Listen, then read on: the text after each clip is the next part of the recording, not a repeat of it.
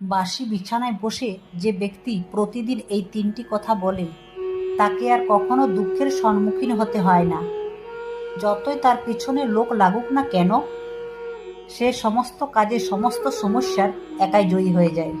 জানার আগে হে প্রভু, যে ভক্তরা লাইক করে কমেন্টে জয় শ্রীরাম লিখছে তাদের তুমি সব বিপদ থেকে রক্ষা করো আর সব সমস্যায় তাদের পাশে থেকো।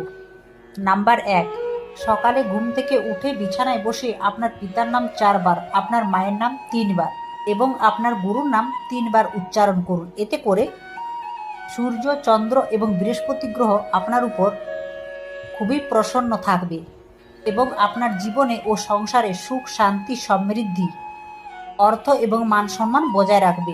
নাম্বার ২, সকালে ঘুম ভেঙে গেলে উভয় হাতের তালুকে চুম্বন করে আপনার ইষ্টদেবতাকে স্মরণ করুন।